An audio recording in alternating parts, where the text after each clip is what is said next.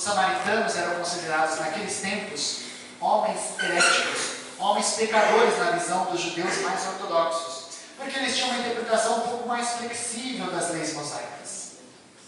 E Jesus traz a figura do samaritano justamente para contestar o doutor da lei, porque ele sabia no íntimo do doutor da lei que ele não amava ninguém, amava só a si mesmo e ao seu vago conhecimento da vida. Mas ele, tentado, questionou a Jesus: quem é meu próximo? E Jesus respondeu com a parábola. E veja que coisa curiosa, quando o samaritano desce, ele vem movido de alguma coisa de íntima compaixão. Para ajudar, não basta ajudar, é preciso ajudar com íntima compaixão. Ajudar com um termo mais atual, ajudar com empatia. Ajudar no outro, vendo que o outro pode ser você amanhã ali caído.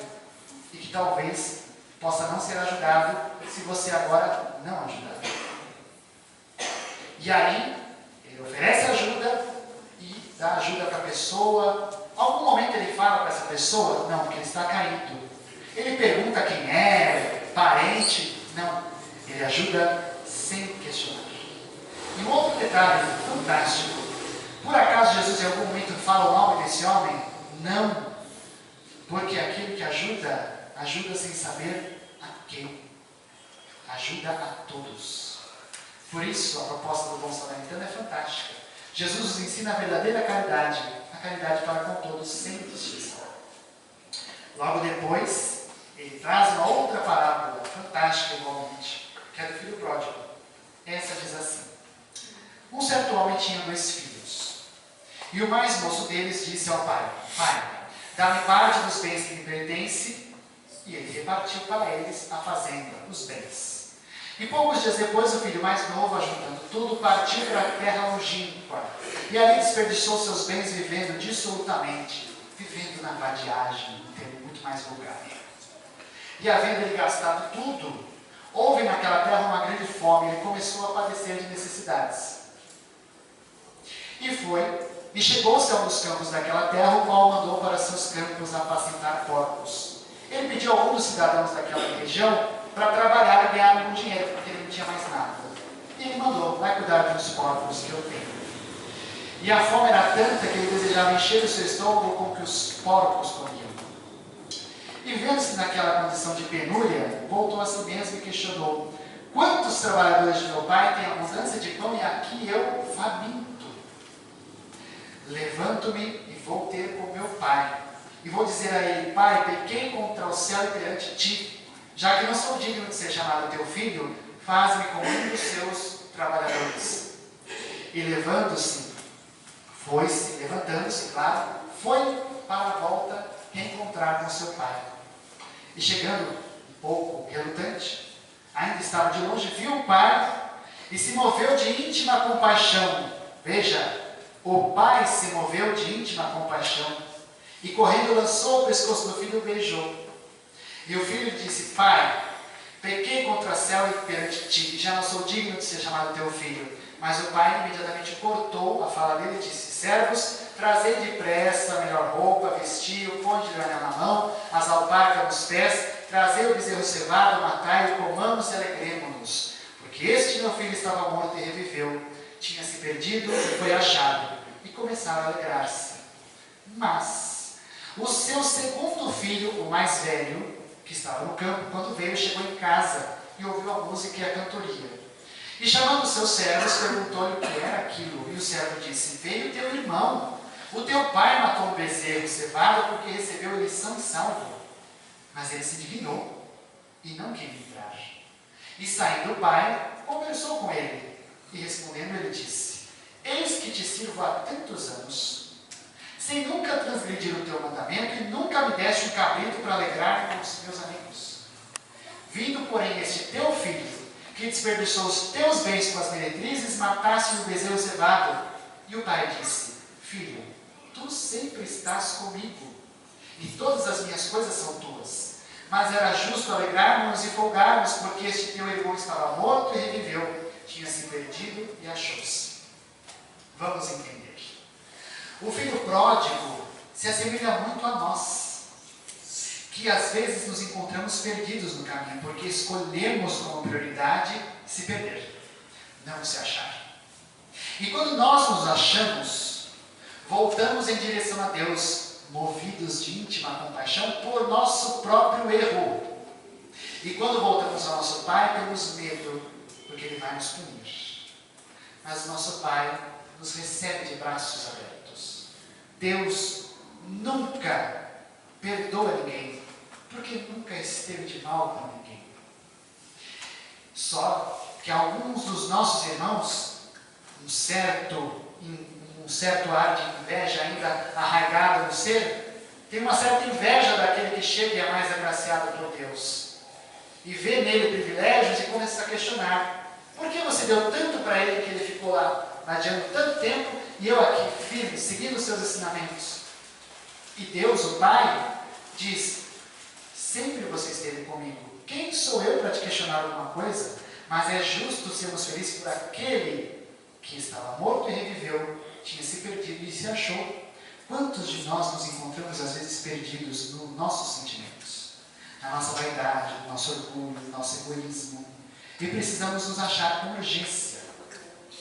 E nos achando, nós nos envergonhamos de nós mesmos, não é? Que besta que eu fui, que bocó, eu naquele meu sentimento tão pueril, tão estranho, nós nos pegamos. Allan Kardec faz um cinismo fantástico, com o devido respeito, no Evangelho segundo o Espiritismo, sobre a cólera. Uma mensagem do Espírito, eu não sei se é o Espírito que traz uma mensagem no Evangelho segundo o Espiritismo, ou se é ele que fala: ai de nós se nos víssemos encolerizados, iríamos rachar de rir de tanto ridículo que nós fazemos quando estamos encolerizados. Imagine, a gente dá risada de quem fica encolerizado à toa, criança que faz birra, a gente faz pior. Quando nós queremos alguma coisa, e essa coisa não vem porque não é o momento certo.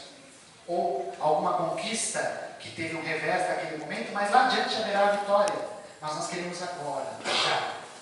Nós queremos os nossos bens agora, para sairmos da casa de Deus e fazermos o que nós quisermos. Mas nós somos filhos de Deus.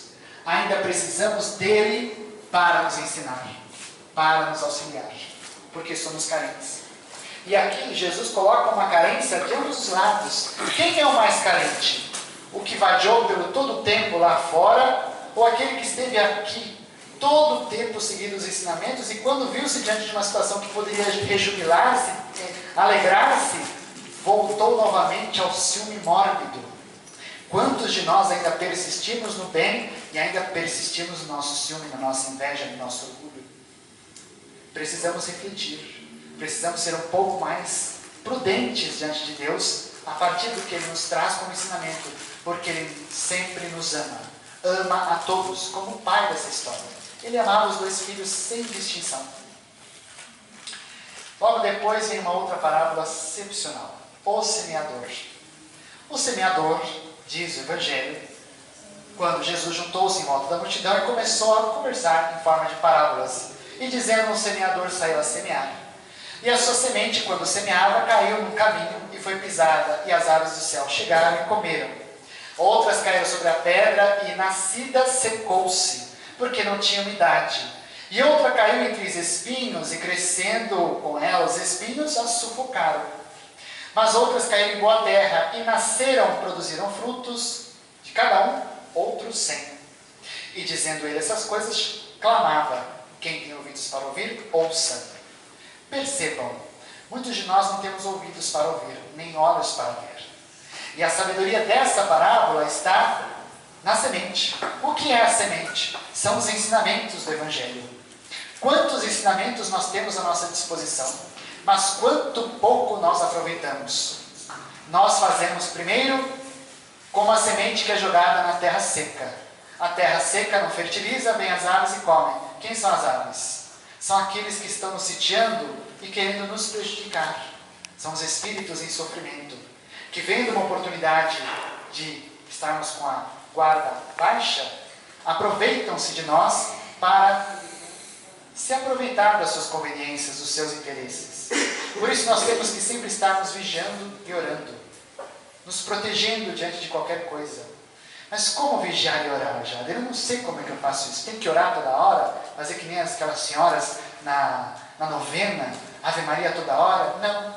estarmos atentos, prestarmos atenção diante das coisas que a vida nos apresenta, mas ao mesmo tempo estarmos sempre conectados com Deus, ligados a Ele através dessa grande sintonia que é a prece. Deus nos deu a ferramenta, a prece, para estarmos em ligação com Deus. E aí outra semente cai numa área pedregosa. Ela cai, ela até germina, mas ela não brota, porque o solo não é tão fértil. É aquele que aprende o ensinamento, ele até guarda, até se entusiasma, mas chega ali fora, puf, joga fora, esquece, não se aproveita. Aí tem aquele outro caso, aquele que põe terra boa mesmo, pega o ensinamento, guarda para si, vivencia, aproveita e, tem um convite para a gente ir em tal lugar, vamos lá se aproveitar. Tem um convite para fazer isso de errado, vamos fazer errado. Vamos prejudicar o próximo, adoro, vamos lá. Se esqueceu. É aquele que cresce, brota o ensinamento, mas uma única chance, ele é sufocado pelos espinhos que jazem em nós. Que são esses espinhos que jazem em nós? São as nossas inferioridades, são as nossas deficiências, que elas existem, mas podemos superá-las, desenvolvendo virtudes, através das lições que aprendemos. E aquele que é o top, o melhor, é aquele que assimila o ensinamento, aprende, desenvolve, cresce, expande, vivencia e se torna um